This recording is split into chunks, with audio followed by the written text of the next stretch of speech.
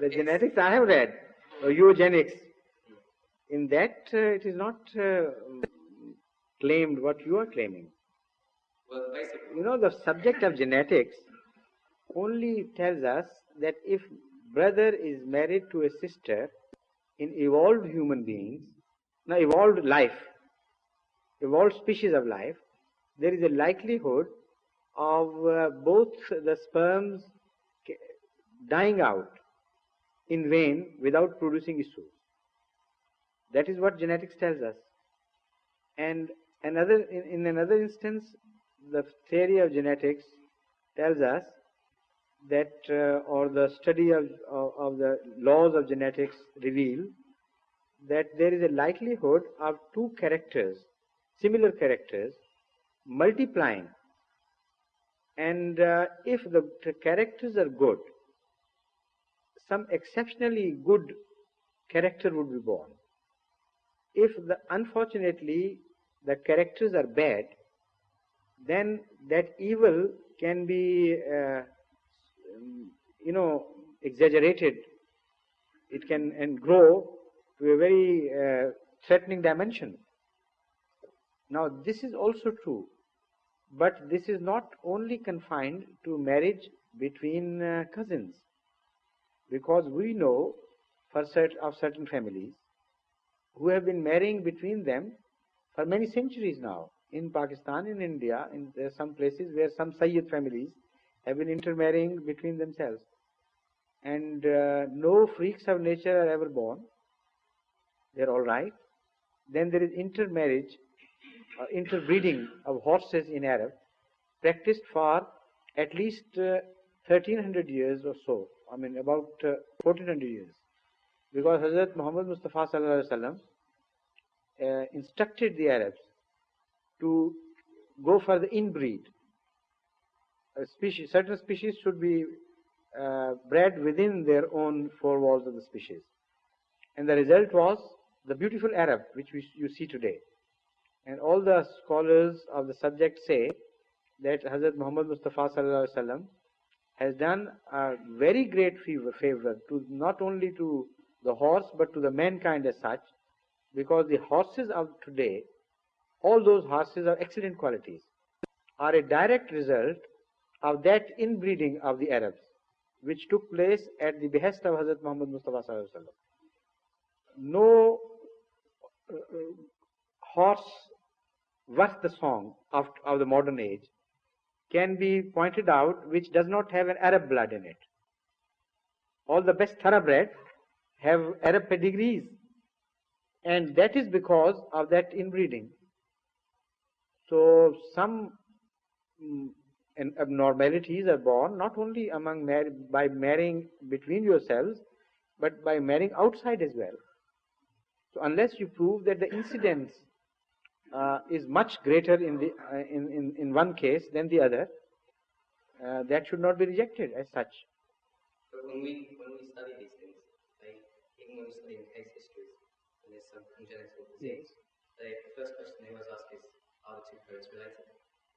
If a child is born and there's a genetic disease, then the first question is are the parents related? Exactly, but this also happens in some other cases where there is no relationship, and that again would be the first question.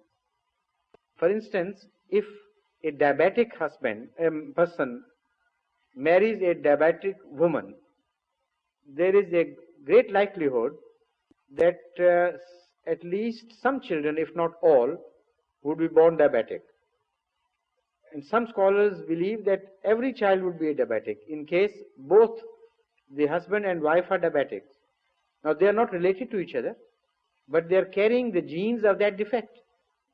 So that can come from marrying outside as well. The scientific reality is just this, that if there are two diseased characters born by a gene, or one diseased character born by a gene, when that gene comes across the similar character in the opposite sex, there is a chance of that character being multiplied. But so also is there is a chance of good characters multiplying. So if abnormalities of birth are not found in those people who do not encourage intermarriage, then this question would be a valid question. But the incidence of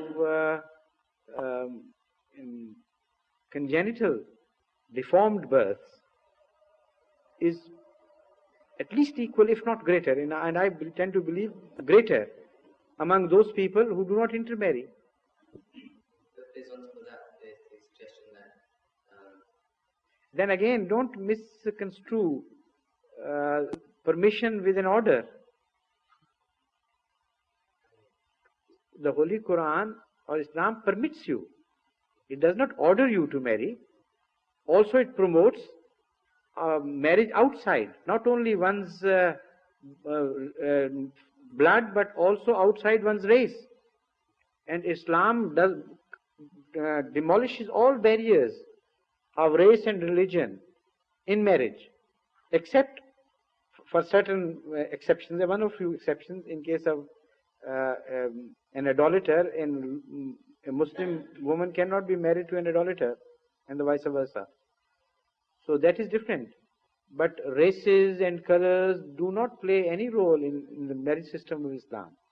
So if you are permitted to marry among your own kith and kin, you are also not only permitted but promoted to marry outside, with the result that the blood is always refreshened and it is refreshed, and those possibilities become remote, and this is exactly what is happening. on top of that, though, was the claim that if two cousins do marry, then the chance of a miscarriage or death before birth could occur, and therefore the statistics would be biased towards the fact that there are more babies surviving from two parents.